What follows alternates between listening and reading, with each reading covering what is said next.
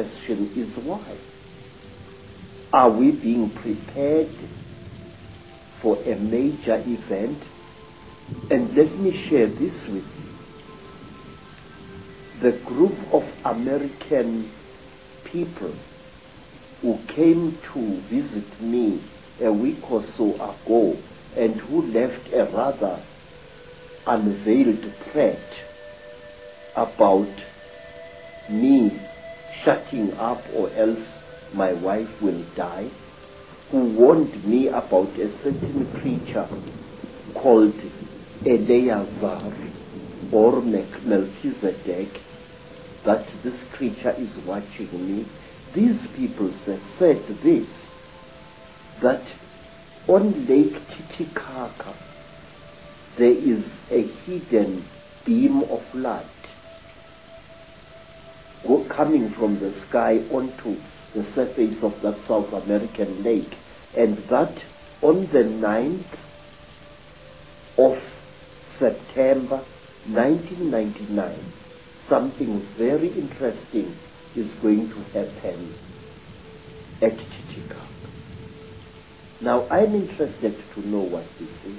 Well, I know from my own travels to that area that there are endless sightings of craft and beings in that area. I've been there twice myself, and I do think, from my own research, Credo, that we are being prepared for these beings to openly be seen. And being prepared this way, sir, when we do see the nasties, we are not going to react to them with the fear that we would otherwise have reacted. Because now what game is someone playing? I think, sir, that they are playing the game that whoever they are, that we should accept these beings and welcome them with open arms and make them our masters. I guess again. You see, sir, there has been a steady build-up in books, in children's comics, and in other things of the fact that we must accept these creatures. It started with the film E.T., where a cute little alien creature got lost on Earth and fought hard to be accepted by human beings. I think the same thing is on the cards here. The question is why? One other thing I would just like to raise before we move into the bloodlines and their connections to the Illuminati is one thing that keeps coming up in my work is that some of these Chitahuli, these reptilians, at a high level of their hierarchy are actually white. Have you come across that? Yes. They are not white like white people. If you take white cardboard and you soak it in dirty water, that is the color you will get. That is the color of the Chitahuli. And wait, sir, let us think carefully about this. According to African storytellers, the Chitahuli have got cold blood. They feel cold very quickly. And where they dwell under the earth, where the great sun god banished them, they dwell there surrounded by great fires because their blood is cold. They freeze eternally. And so if you come across them in their caves, there are many, many cooking fires lit there. That's interesting, the symbolism of the devil being in the fires of hell. Yes, sir. Yes, sir. And there is another thing. The Chitahuli, their eyes, terrible as they are so efficient that if a Chitahuli appears suddenly into the hot African sunlight, two things happen to him.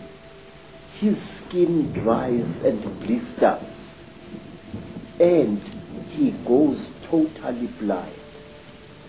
In fact, there have been a strange race of aliens which have been seen in Africa, even by white people, which I think are actually Chitauri. When you run and the thing chases you, it stops immediately when a car's headlights hit it and it becomes blind. Another thing, we are told amongst our people that a Sangoma must always have a bongo. This is a sharpened wooden stick which he or she must carry at night. We are told that a sharpened stick is the only weapon by which you can kill a Chitauri. Of course, again and again as you speak, what comes to mind is the story of Dracula, Count Dracula, the stake in the heart, the blood drinkers, the blood drinking, which is precisely what this Chitauri and their crossbreed seem to be into. But it is not just any wood that you must use against a Chitauri. We believe that Rhodesian teak, a wood which has got a strange bitter taste, is the one type of wood that is poisonous to the Chitauri. And down there, you see a long stick that I am carving in preparation for the year 2000. I might not be alive to see the year 2012. But this stick, which I've been working upon for the last 5 years, is going to be the one stick which my successor will carry, and it will end in a sharp point. This wood, Rhodesian teak, is the wood that we say can actually kill a Chitauri. And where the Chitauri are found, you find Rhodesian teak or any other teak trees either being felled in large quantities or being pushed over by elephants.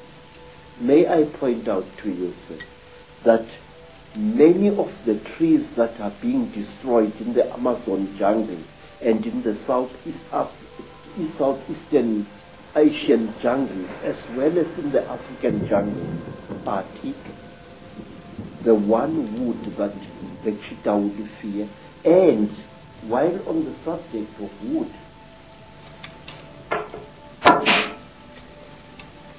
the only mask that can protect you against the Chitauri is a mask made of teak. And in some of the flea markets around Johannesburg, I'm seeing more and more masks carved in Mozambique and in Zimbabwe, representing a Chitauri. The eyes are huge, round, with slits through which a person can see, and the lips are non-existent, and so is the nose. I've seen hundreds of such masks being sold by curious sellers in the street.